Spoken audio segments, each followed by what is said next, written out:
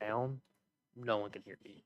All right, we will call to order the January 20th, 2026 Board of Zoning Adjustment meeting. You can call roll, please. Ethan Reed, Present. Alexander Bainey, I'm present. Mark Ferguson, Jensen Tilkey, Present.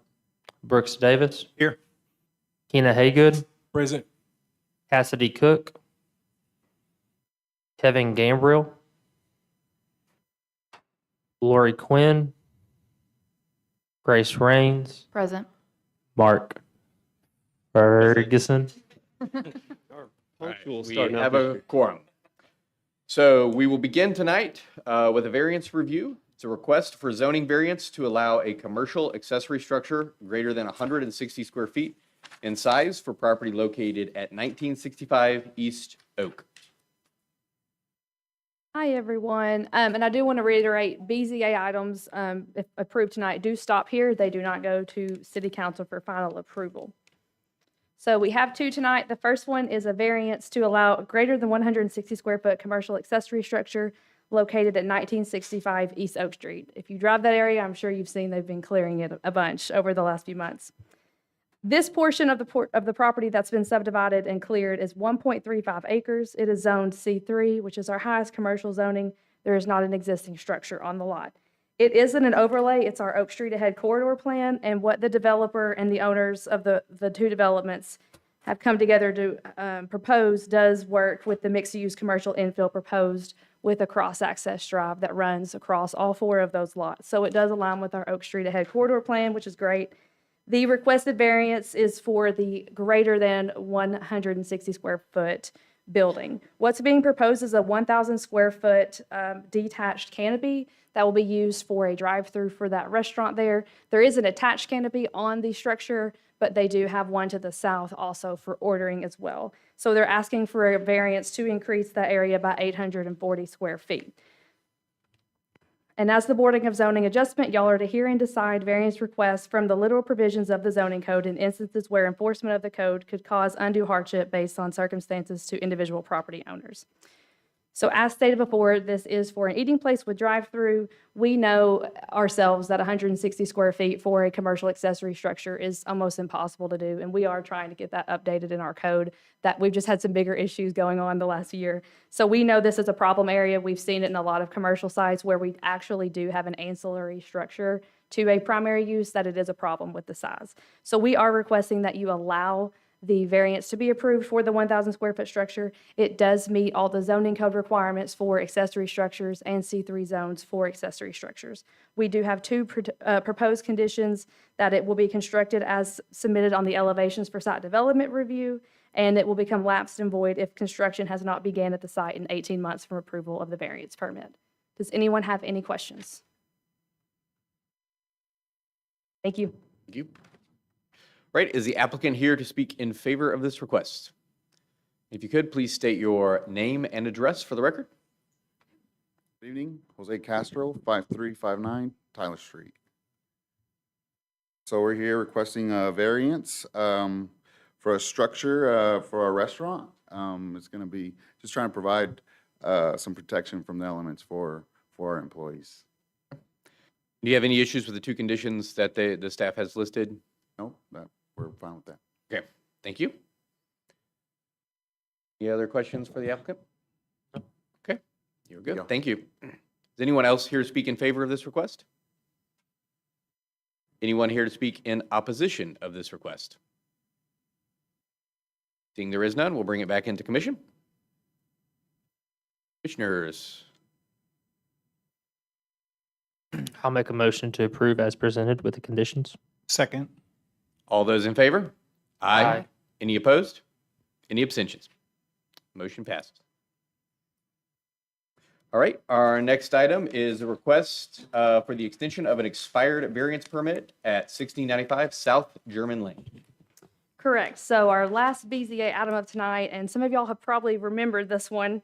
This was heard back at the June 17th, 2024 Planning Commission meeting, where we granted multiple variances for a church at 1695 South German. If you can just look at the site on the map already, you can see there's some topography constraints by many streets.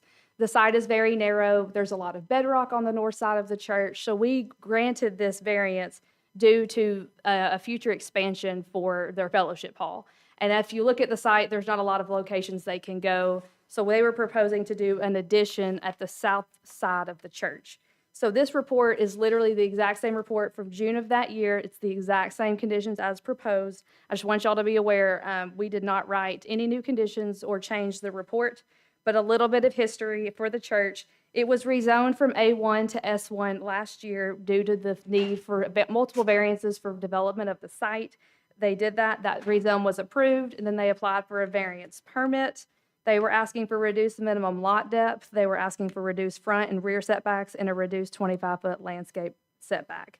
So the new proposed staff conditions are the 4 zoning variance approvals from June of 2024. There are 9 conditions. Per the 9th condition, if they had not started construction within 18 months, that variance would be null and void. And as of December 17th of last year, it was expired. I spoke with the applicants just due to some monetary and some project issues with getting the project started. They just didn't have the ability to get the project going within that 18-month, but they would like to start that again.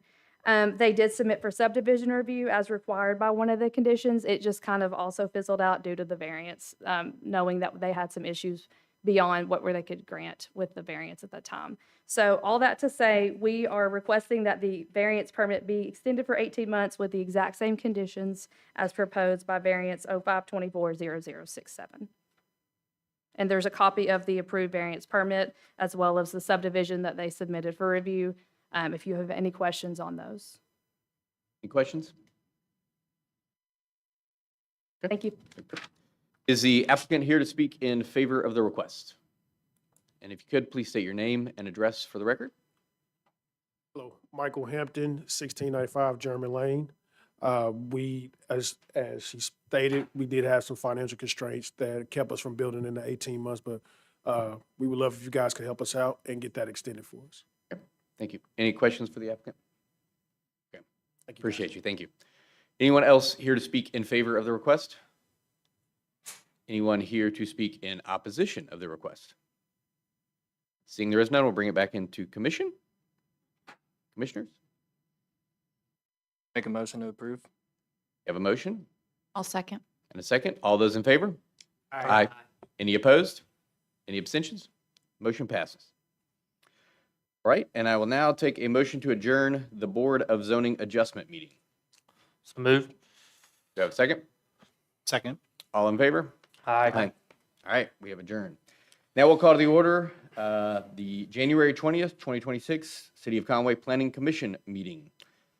If you would call the roll again, please. Yes. Ethan Reed, I am present. Alexander Bainey, present. Mark Ferguson, Present. Jensen Tilkey, Present. Brooks Davis. Here. Ina Haygood, Present. Cassidy Cook, Evan Gambrill, Lori Quinn, Grace Rains. Present. All right, we have a quorum. I will take a motion to approve the minutes from our December 15th meeting. Move to approve. Second. All those in favor? Aye. Aye. Any opposed? Right, so just a few housekeeping notes. The Conway Planning Commission makes recommendations to the City Council on public hearing items. Items reviewed on this agenda will be considered by the City Council as early as January 27th, 2026. Items not approved by the Planning Commission may be appealed to the City Council within 30 days of the date of denial. All public hearing items, the applicant will get to have 10 minutes to speak. Subsequent speakers will have 3 minutes, and any opposed, the first speaker will have 10 minutes. Subsequent will have 3 minutes.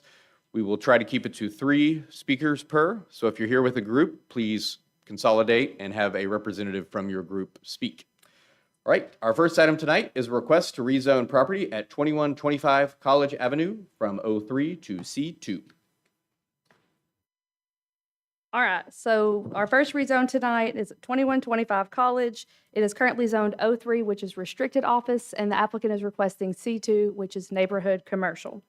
It's right there at the southwest corner of the Donaghy and College Avenue roundabout. You probably drive by it 3 times a day and don't even realize it. Adjacent zoning to the north is S1 in the form of the Conway Regional Campus. To the east and west is R2A in the form of housing for UCA. And then to the south, we also have MF3 for housing for UCA. There is an existing 7,500 square foot shopping center building. It is located in the historic overlay suburban zone for the Conway Design Overlay District. Our comprehensive plan indicates it for single family. Projected traffic impact. With the rezone to C2, that's obviously a commercial zone. It's a higher classification, so there's probably going to be some more traffic. The highest allowed by right use in C2 would be a restaurant, not an eating restaurant, a drive-through restaurant, a sit-down restaurant, or a medical clinic. Based off of the site, the existing building dimensions, the leasable space, most trips we could calculate it for a day would be around 413. There are 15,000 annual daily traffic trips just to the west of Western Avenue and Conway Regional. There is no FEMA zone that we are located in. All services appear by Conway Corp to be present at the site. The master street plan indicates College as a minor arterial and Augusta Ave as a collector. And there are no improved street intersection area improvements at this time that we are aware of. So it's the intent of the applicant to rezone this parcel of land, most likely for commercial development. It's our understanding that the rezone is going to allow them more flexibility in lease options. Most likely, anything they do bring in will not require any outside appearance changes to the structure. It's already developed. There's parking, there's landscaping, there's a drive-through. Everything's there, most likely that any tenant would most likely need. The property itself was rezoned from a residential zone 203 in 1999. The applicant at that point said it was no longer desirable for residential area due to the adjacent hospital and offices, and the area has only grown substantially since 1999. The zoning code designates 03 as a zone to convert older structures that are no longer useful, serviceable, or desirable to office use, which is what it is now. And the C2 zone is used for retail, trade, and personal service enterprises for surrounding neighborhood residences. Generally, they're located at arterial and collector street intersections, very much like this site is. The property is bound by Augusta, which is a collector, and a minor arterial in College Avenue. Some of the most highly impactful C2 zone uses that we could find in the zoning code would be as much as a clothing antique store, an art gallery, a bakery, a bank, a beauty shop, a childcare facility, a clinic, a pharmacy, a dine-in restaurant, a food store, hardware store, gym, laundromat, office, or retail restricted uses as defined by the zoning code. There are a lot of abutting land uses. We have the hospital to the north. We have a lot of multifamily in the form of sorority housing and a Greek village to the west. The comprehensive plan indicates this area for single family, but a large majority of the area around here is not that.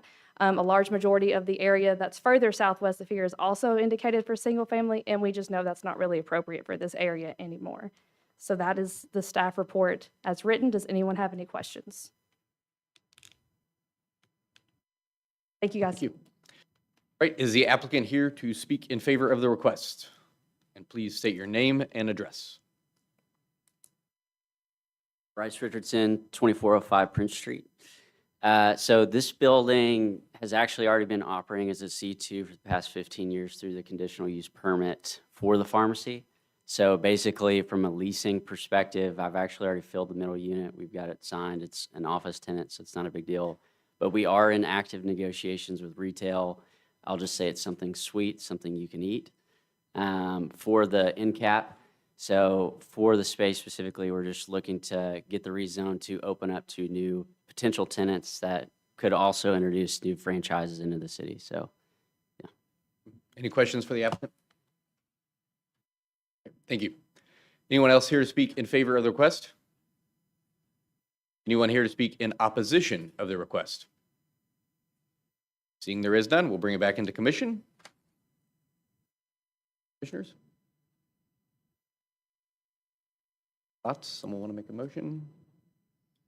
Motion to approve the request. We have a motion. Do we have a second? Second. All those in favor? Aye. Any opposed? Any abstain? Motion passes. All right, we will move on to our next item, which is a request to rezone property at 51 Sutherland Road from A1 to R1. Thank you. The property is, as stated, currently A1 with the request to rezone to R1. It is at the intersection of Middle Road, which is an arterial, and then Sutherland, which is a collector. The adjacent zoning is A1 to the south. We have MF2 also to the south, I-1 to the west, and A1 surrounds it on the southern and eastern side. Then there is a PUD to the north, which is a high density or higher density single-family residential planned unit development. There is one existing outbuilding on the property. The comprehensive plan designates this as single-family. A rezone to R1 could result in a maximum of 183 single-family homes on this site. The site is 31.52 acres, with an estimated traffic generation of 1,759 vehicle trips per weekday. The traffic would go on to Sutherland and Middle Road. The current traffic counts are 3,200 near the northwest corner of the property. That is up on Middle Road. The site is not within a FEMA special flood hazard area. The developer will need to coordinate utilities with Conway Corp. As stated, the Middle Road is a minor arterial, which is 80 feet of right-of-way, and then the Sutherland is a collector with 60 feet. There is a roundabout proposed, or excuse me, is in the planning stages at the southern terminus of Sutherland Road at the Dave Ward Drive intersection. So the A1 zoning district is designed to preserve and protect prime agricultural lands and to protect undeveloped areas from intensive uses until a use pattern is approved. The R1 zoning district is designed to provide quiet, low-density areas for single-family living and related recreational, religious, and educational facilities. As I talked about, the site is sort of in the center of a mix of uses. So in regards to the A1 zoning district, it acts both to preserve prime agricultural lands as well as to be a holder until a use pattern is established. And right now we have this mix of uses where you have industrial as well as multifamily planned unit development and the continuation of the A1 zoning districts surrounding about two sides of it. The maximum number of lots that could be developed on the site is 183. Now, that is just the way the math's out. However, when someone goes through the subdivision process, they need to make sure that they adhere to the subdivision ordinance, which in that is an adherence to the drainage criteria. So they will need to ensure that there is proper drainage on the site. And when you do that, oftentimes lots are lost for detention. So it is when you take into consideration the drainage as well as easements on the property, that right now there is an easement that runs through a portion of the property, as well as topography. It is very unlikely that you're going to see 183 lots. Currently under review is a 96 lot subdivision that is going through the subdivision review process. And that concludes my staff report. Is there any questions? I had a question about the proposed 96 lot subdivision. Which direction from this tract that we're talking about is that new one? So, that's on the site. It's an additional? Yeah, so right now it's a concurrent review. Okay. So it is under review at this point in time. It just hasn't come to Planning Commission yet. They've made the application and it's being reviewed by Transportation, Fire, Planning, Conway Corp. Okay. Thank you. So just to be clear, the 180 some odd houses that it can hold, it won't hold. What's proposed is 96. Mm-hmm. Okay. Thank you. Any other questions for staff? Thank you. Is the applicant here to speak in favor of the request? Please state your name and address for the record. Good evening. Roy Andrews, 200 Casey Drive. Work with Holloway Engineering, and we are the applicant on this. And we have worked several months with planning staff, looked at several uses, other zonings for this property that were much more dense. The 96 lots is all we can fit on this. like Tara said, there's a transmission line on the south part of that property and the topography on it that prevents us from being able to utilize that piece. So it's just going to be open green space. Plus, we have a detention pond in that upper corner. Y'all would be seeing that tonight, but we needed to address a few more staff comments. So that'll be before you next month for y'all to look at the actual plat on that. But this, with the industrial, the multifamily, the higher densities to the north seem like a good fit for this area. And staff and Conway Court really pushed us to not go any denser than the R1 allowed, and that we were able to kind of get that to fit and work out. Are there any questions that I can answer? I don't think so. If some come up, we may call you back up. Okay, thank All you. right, thank you. Thank you. All right, is anyone else here to speak in favor of this request? Is anyone here to speak in opposition of this request? All right, come. Please state your name and address for the record. Good evening. Lacey Lyons. I live at 43 Sutherland Road. This development would be my northern neighbor. Good evening, Mr. Chairman and Commissioners. Thank you for your time, and thank you for the service you do for our city. Planning Commission is important work, and I do appreciate the seriousness that you guys take for this role. My family and I live at 43 Sutherland Road, and I'm here representing us as well as several other families on the road. Some are here and some who are unable to attend. In support of my previously submitted letter, I have some neighbor signatures that I will give to the planning staff as well. My family and I bought our home in 2014. It was built by a Sutherland in the early 70s. And even though we've been there over 10 years, we are among the newest neighbors on the road. We didn't even have lines on Sutherland until we got resurfaced last year. We, as the Sutherland neighbors, are not anti-growth. We're not here to stop development, but we do request that you push for a development that reflects the quality and stability of our neighborhood. And that the commission has set a very high standard for planning and development, and we would like that you continue that in this issue. We want a neighborhood built for the long haul with neighbors who love living on Sutherland as much as we do. So I have a few key issues I'd like to outline. First is how this fits with the comprehensive plan. Yes, this is marked for low-density residential use, which the plan describes as quiet areas protected from high-impact activity. The R1 request with lots at 6,000 square feet does not fit that description. This is a 30-acre tract, and it is one of the last chances to build a high-quality residential anchor on the east side of Conway. For years, West Side has received custom large lot neighborhoods, and the east usually gets high-density overflows. We don't want another neighborhood that people settle for. We want one that drives long-term residency. Straight R1 zoning is a blank check for density that is direct path to high turnover rentals. We ask that you uphold the plan and request that this developer come back with a PUD that supports a stable neighborhood.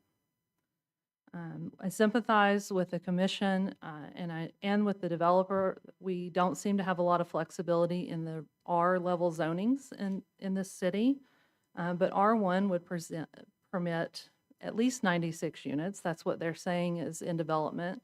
But my understanding is if you approve the R1 zoning, they can kind of do whatever they want after that. And I'm also aware of a new state law that went in January 1 that permits a second dwelling unit on each lot. So there could rapidly be close to 200 houses or living units built on this property. The 100-foot Entergy easement does provide some protection across my property line, which is wonderful, but it also causes these units to be shoved over to the north and condensed on an even smaller square or amount of acreage.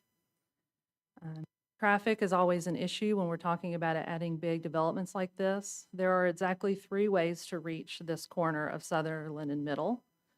Perhaps we're going to get a roundabout at the East German Dave Ward interchange. Right now, Sutherland is that weird 5th point that comes in, and most people think it's just the driveway to the convenience store. So it's kind of very difficult. Amity Middle is very overburdened already and needs a roundabout some kind of bad. That one will be a pretty easy fix once it reaches the top of the priority list. And then the third option is where Middle hits East German, but the creek is there and it's very low lying and low visibility and no easy traffic solutions on that side. So all 3 directions to get to this are already kind of overburdened and cause for issues. So adding another 100 or so households to this is going to create a traffic trap with no easy solutions. And we ask that the commission consider similar matters that have come before in the past.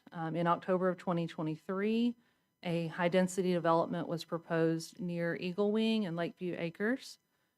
And those folks came and presented similar arguments, right? We have large tracts, custom homes, and cramming 100 houses on really less than 30 acres of usable land does not match the density of the rest of the Sutherland neighbors. And so we would ask that you deny R1 and encourage the developer to come back with a PUD that meshes with the reality of the neighborhood along Sutherland. So in closing, please choose a 50-year win for East Conway, one that brings a neighborhood for families to live in for the long term over a quick win for the developer. Thank you. Thank you. Is anyone else here to speak in opposition of this request? Please state your name and address for the record. Hi, my name's William Simmons. My wife and I live at 18 Sutherland Road. Our main concern is the traffic on our road right now has enormously increased in the last several years with all the development around our area. And people are using our road as a cut through or a shortcut to get away from going through the roundabouts over by Sam's Wholesale. So with a development of this type, we feel like this traffic's really going to increase a lot more, which is going to further congest our road. And it's already unsafe. When we go out to check our mail, we have a slight hill to our right. You have to watch when you're going out there. Our mailbox is across the street, so you have to look very carefully before you go out there because people come through our road really fast, and sometimes they'll top that hill. They don't see you till they're right up on you. So you gotta really be careful checking your mail. So, safety issue. There's lots of trash getting thrown out on our property and all around us. So I just don't want to see our neighborhood get even worse, traffic-wise and trash-wise. Thank you. We appreciate it. Is anyone else here to speak in opposition of this request? Sanders, and my husband and I own the property across the road from it. Could you state that address, please? Yes, 64 Sutherland Road. Okay, thank you. Okay. And the traffic issue is the biggest concern. We have so much traffic on Middle and Sutherland anymore. We have Conway Christian across the hill. It is a nightmare at certain times during the day.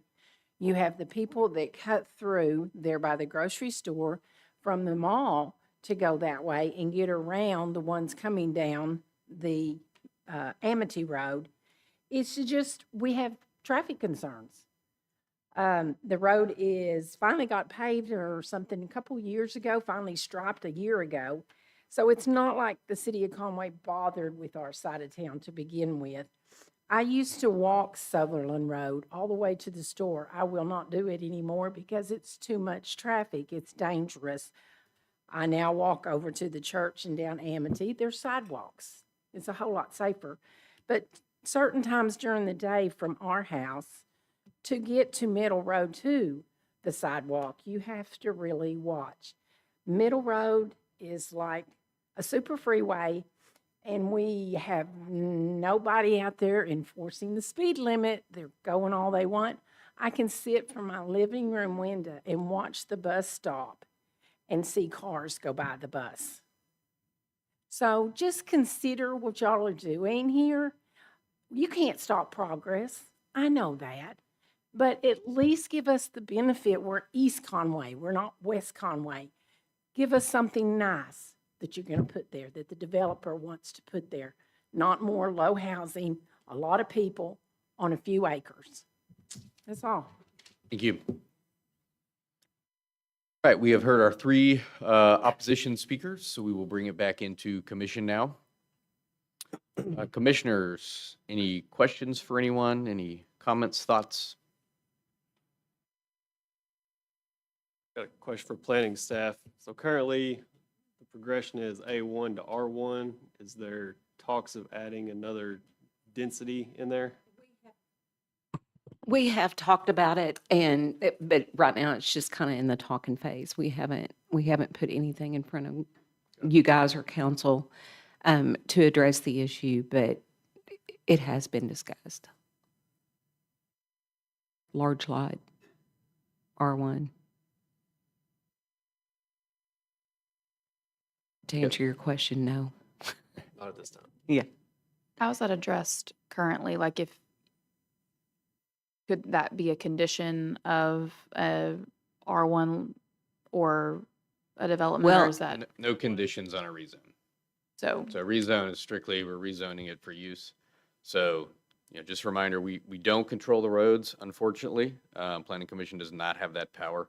We also do not have the power to tell people what they, can use the houses for. So we can't tell people they can rent them or can't rent them. Nowhere in any zoning can we tell them that. So we just have to remember that. At the end of the day, A1 is our standard single-family zoning, and they would have to meet all of our subdivision requirements, all of our building requirements, and would end up having to put covenants and restrictions in that would have to be approved. So again, A1 is a rezone, not a conditional use of any sort, and it is the basic single-family. To answer the other question though, A1, you can put one house per acre. So if they wanted larger ones, you wouldn't come in with a PUD, you'd leave it zoned A1. Typically, we see PUDs, we want to be higher dense than R1 would allow. Any other- Looking out west, it looks like Centennial, St. John's, all those older neighborhoods are all zoned R1. Those were not all PUDs. No. That's correct. Or A1?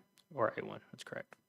And it's up to the developer how big he Right. wants to make our minimum standard is 6,000 square feet in an R1. So, but if a developer wants to make it bigger, we're certainly not going to tell him he can't. So, and I'm assuming, I have not looked at this at the sub-record that we currently have. Tara's been reviewing that. I'm certain there's probably an HOA. Are they going to require sidewalks along Sutherland?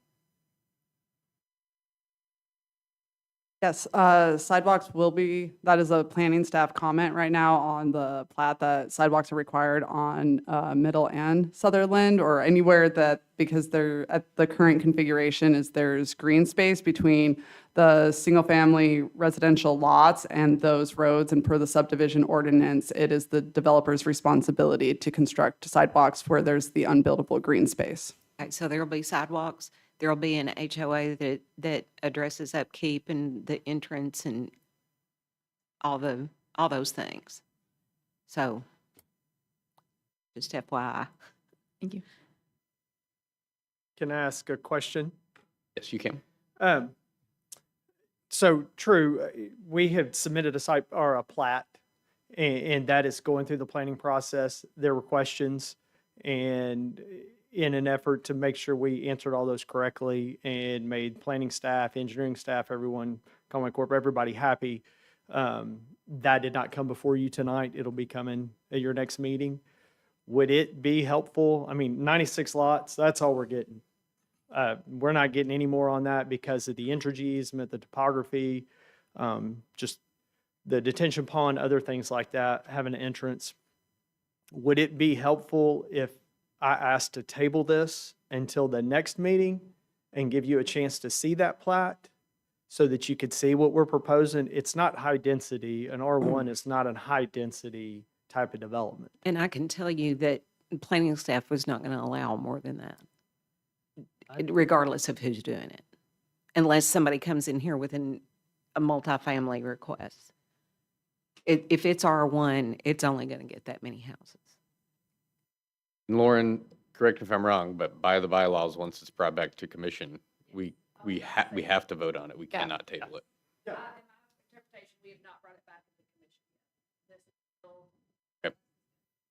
I think you did say, let's bring it back into commission, just to be clear, but Yeah, I think he did. I think we It's are okay. back in commission. Yeah, so we You have, said we it, need to take yeah. action. Yeah, yeah, we'll have to take action. So what's the average lot size? It's know. going to be 6,000. Okay. I mean, we can't be less than that. That's the minimum. Right. It'll be a little bit larger than that because of corner lots and stuff like that. But no, it's going to be right at that. Are there any other questions for the applicant right now? Okay, thank you. All right, commissioners, any other comments, questions?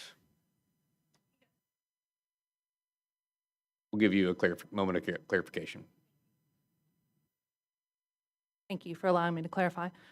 He did mention this is not high density, and in developer real estate speak, I understand it's not, right? This is not multifamily units they're trying to bring in, but they're proposing 96, roughly 6,000 square foot lots on right at 30 acres. And so for our road and our neighborhood, where we have 3-acre tracts, 5-acre tracts, custom homes that have, been established for a long time, it feels like high density. And so those traffic effects, we're going to feel them. And again, the secondary residential unit, per the state law, it may be 96 lots, but they may put a mother-in-law suite on each one, creating kind of a secondary household per. So just wanted to clarify that when high density means different things to different people. Thank you. Yeah, so again, to clarify, this is our R1. This is our least dense residential that we have, in a spot of town with high density to the north. So as we look around, we have a mix of uses. So Increasing density down to the south as well. yes, yeah, we got some apartments down to the south that are going on as well. So just things to consider. Questions, further comments from the commission?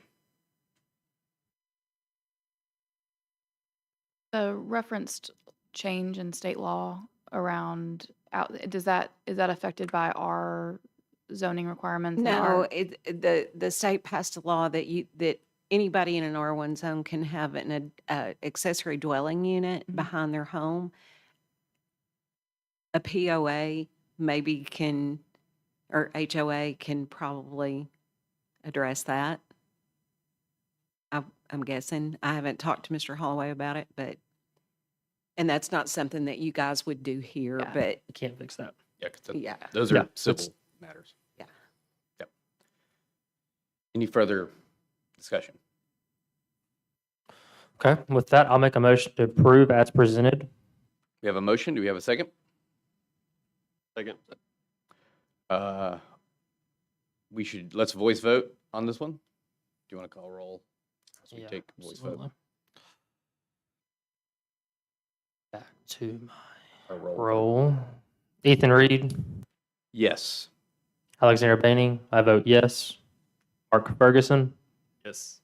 Jensen Tilkey, Yes. Brooks Davis, Yes. Keena Haygood Yes. is absent, Kevin Gambrell is absent, Grace Rains. Yes. Right. Motion passes. Just a reminder, this will be heard by City Council next. Right, planning staff, any further business? There is a little bit. The statement of financial interest that everybody, please understand, she cannot accept those after the 31st, and your name might be in the paper.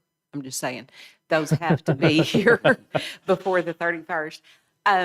Courtney is our new planning tech. Courtney, can you wave to him? Okay, so you'll be seeing Courtney a lot. She took back a spot. She is a notary. I'm a notary. If I'm not available, Courtney's one too. I would urge you before the snow hits over the weekend, please get those in. Also, if you're not aware of it, Lori Quinn's father passed away and his visitation is tonight, which is why she's not here. And the service will be tomorrow. So if everybody would keep her in their prayers, I know the family would appreciate that. And with that, that's it. Anything I else, got. commissioners? All right, we'll take a motion to adjourn.